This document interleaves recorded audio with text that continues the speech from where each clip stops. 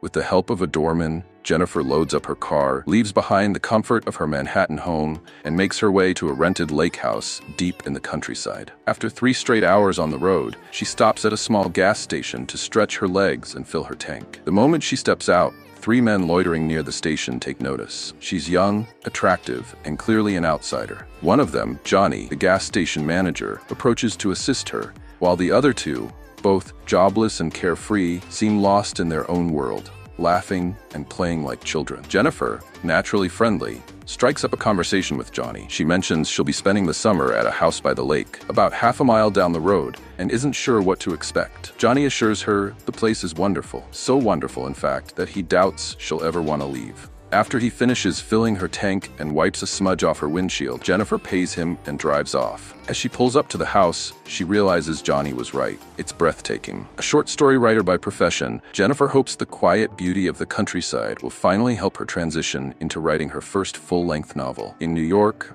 distractions were endless. Here, she has privacy, freedom, and she intends to make the most of it. She takes off her clothes and slips into the lake, the cool water washing away the weight of city life. Afterward, she changes into something comfortable and begins unpacking. As she sorts through the drawers, her hand brushes against something unexpected, a weapon hidden away. Before she can fully process it, a sudden knock at the door startles her. She opens it to find a young man standing there with her grocery delivery. His name is Matthew. It doesn't take long for Jennifer to notice that Matthew has a mild intellectual disability. She wonders if he had any trouble finding the lake house, but he reassures her with a bright smile. He knows the area better than anyone. Jennifer is impressed. In New York, people rarely pay attention to their surroundings, too busy rushing from one place to another. Matthew quickly picks up on her city background and makes an assumption. She must be a loose woman coming from such a sinful place. Curious, he casually asks if she's alone. Amused by his line of questioning, Jennifer jokes that she's staying in the big house with her fictional character, Mary. Jennifer must be famous, so he asks if she has a boyfriend. Jennifer playfully replies him that she has many. To Jennifer,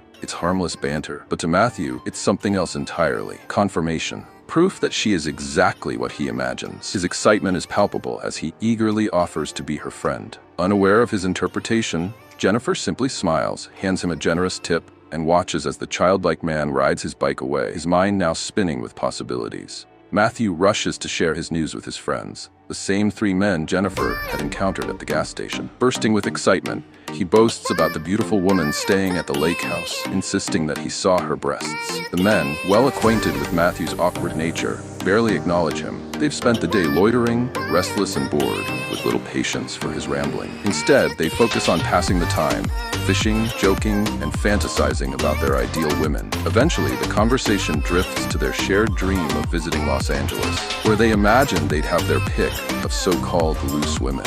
At some point, the discussion shifts back to Matthew. They tease him about never having been with a woman before, offering to set him up with someone. But Matthew refuses. He insists he's saving himself for Jennifer. To him, she's different, unlike the women in town. Up until now, Jennifer had mostly faded from their thoughts. But Matthew, eager to impress, brings her back into their minds, and with a twist. He paints her as a woman of easy virtue, falsely claiming that the generous tip she gave him was actually payment for a kiss she begged him to give. This makes the others realize that the loose woman they've been dreaming of being with someday is already within reach. The next day, unaware of the comments her so-called friend Matthew had made about her, Jennifer takes a canoe out onto the lake, letting the beauty of nature wash over her. She finds it peaceful and inspiring, and for the first time since arriving, she feels ready to write. But while lying in her hammock, putting word after word on paper, her solitude is interrupted by the loud roar of an engine, breaking the quiet, slicing through the stillness of the lake. She turns to see a motorboat speeding past the cottage. It's Stanley and Andy.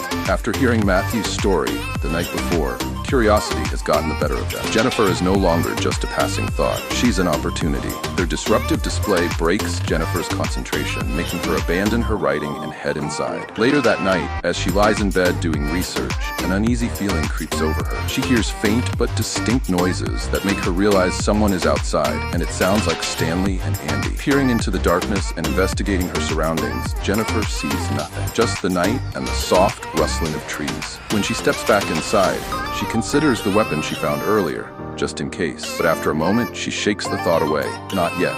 She's not about to kill an innocent person. The following day, trying to recapture the inspiration she felt the previous day, Jennifer drifts on the lake in her canoe, enjoying the warmth of the sun, the stillness of the lake, and the calmness of the nature around her. It's exactly what she needs. Until Stanley and Andy return, circling her in their motorboat. Panic surges through her. She fights back, swinging her paddle, trying to fend them off, but she's outnumbered and overpowered. Then they grab the rope tied to her boat, and she's pulled toward shore at a location far from her house. As soon as they drag her onto the shore, she runs, racing toward the woods, thinking if she can just reach the trees, she can lose them. She almost makes it, but then Johnny appears, blocking her path, making her fall to the ground. Johnny grabs her clothes, then calls out for Matthew to become a man. Matthew hesitates, but Johnny doesn't waste time. If Matthew won't take her, he will, so Johnny mistreats her. Afterward, Jennifer struggles to her feet, forces herself forward, desperate to escape. As she leaves, Matthew still hesitates his offer. He reaches out, trying to help her walk, but Jennifer won't let him touch her. Not after everything. Barefoot, battered, and barely holding herself together, Jennifer stumbles into the wilderness. Though the terrain is unforgiving, with mud sucking at her feet and branches clawing at her skin, Jennifer pushes on, determined to find her way home. Then she hears music, a harmonica, faint but distinct, drifting through the trees. Jennifer believes someone's nearby, someone who can help. She desperately follows the sound, but as she steps into a small clearing, and he's not alone, the others emerge from the shadows, surrounding her like a pack of wolves. This time, Andy takes his turn and mistreats her. He doesn't hold back. The pain is unbearable, so overwhelming that Jennifer finally gives in and passes out. Seeing her unconscious, the men decide to leave her and head back to their boat. To cover their tracks, they tow her canoe to the middle of the river and abandon it there, tossing her clothes into the water. Hours later, Jennifer regains consciousness. Weak and disoriented, she stumbles through the wilderness, desperately trying to find her way home. After what feels like an eternity, she finally succeeds, but collapses just as she reaches her house. Crawling inside, she manages to reach her phone and tries to call for help. But before she can speak to the person on the other end, someone kicks the phone out of her hand. The crew is back. Thinking Jennifer died in the woods, they decided to head to her house to cover up their tracks. When they see that she's still alive, they decide to continue mistreating her. Jennifer barely has time to react before they attack her again, causing the defenseless woman agony. Weak and exhausted, Jennifer fights back, but her resistance only fuels Stanley's rage. She overpowers her effortlessly, forcing her into unconsciousness once more. Once more, the group turns to Matthew, taunting him to be a man. This time, their words get to him, with Jennifer lying motionless before him. Matthew takes a swig of liquid courage and finally gives in. Jennifer regains consciousness, and the first thing she sees is Matthew. It takes a moment for her to realize what's happening. Around them, the others laugh and mock her writing, tearing apart her manuscript. The page. Stanley approaches her, desperate she pleads with him, but Stanley is beyond reason. He refuses, and his brutality shocks even the others. When he's finally done, the men pull him away, their faces pale and uneasy. His violence leaves a sour taste in their mouths, and one by one, they begin to leave. Outside, Johnny suddenly realizes the gravity of what they've done. Jennifer is a witness to their crimes. He turns to Matthew and orders him to finish the job. Matthew is the perfect fall guy if things go south,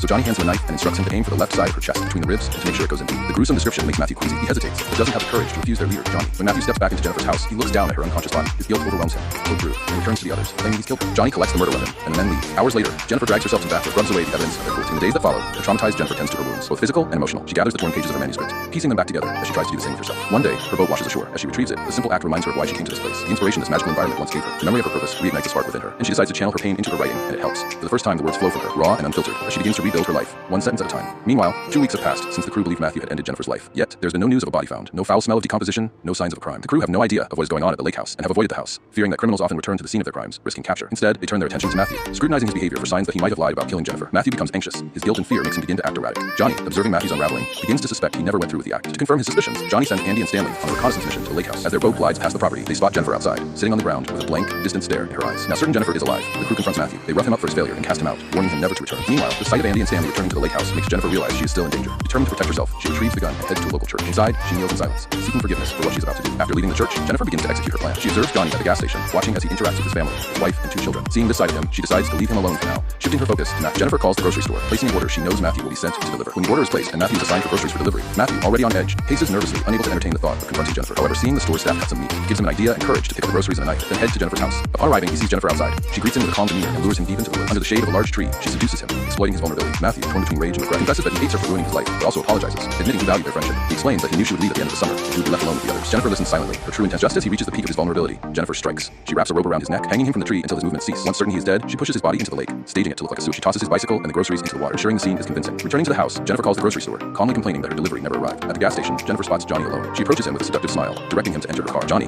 believing Jennifer loved every moment of what they did to her, starts to feel a twisted sense of pride and recalls how he once told her she would like it here. He follows her without hesitation. Halfway to her house, Jennifer stops the car. When Johnny steps out, she points a gun at him, ordering him to remove all his clothing. Johnny, caught off guard, tries to shift the blame onto her. He claims she enticed them, exposing her legs at the gas station, wearing a sheer top without a bra in front of Matthew, and lying in the canoe in her bikini as if inviting their advances. Jennifer listens, her disgust growing as Johnny continues to justify their actions. Realizing he doesn't deserve a quick death, she pretends to believe him and invites him back to the lake house for a hot bath. Johnny, misreading her intentions, follows her. In the bathroom, Jennifer plays along, offering him a moment of false comfort using her hands. As Johnny relaxes to the touch, she casually mentions that she killed Matthew, describing in detail how she did it and disposed of his body. Johnny laughs, thinking it's a joke, but as he gets even more comfortable, Jennifer grabs the knife Matthew had brought and severs his heart. She leaves the bathroom, locking the door behind her. Johnny's screams echo through the cottage, but Jennifer drowns them out with loud opera music. She waits until the sounds cease, then returns to dump his body in the basement. She burns his clothes in the fireplace, erasing any trace of his presence. Meanwhile, Stanley and Andy learn from Johnny's wife that he is missing. Furious, She accuses them of being a bad influence and blames them for Johnny's disappearance. She sends them away with a warning, vowing to make them pay if they ever return. Determined to find Johnny, Stanley and Andy take their boat to Jennifer's cabin. Jennifer hears them approaching and hides, watching as Andy steps ashore with an axe, then climbs aboard and circles him, mocking him just as they had done to her. Andy watches from the shore, frozen in indecision as Stanley calls out for help. When Stanley grows too exhausted to struggle, Andy finally moves. Jennifer speeds the boat toward him, and Andy swings the axe, but it slips from his hands and falls into the boat. Jennifer grabs it and retreats, leaving Andy to swim out to Stanley. As the two men struggle in the water, Jennifer watches coldly. Just as they begin to think they might survive, she plunges the axe into Andy's back, ending his life. Stanley, now alone, clings to the boat's motor, begging for mercy and blaming Johnny for everything. Jennifer leans down, repeating the same cruel words Stanley once spat at her during the assault. Suck darts the motor, ending his life with the propeller as she speeds away.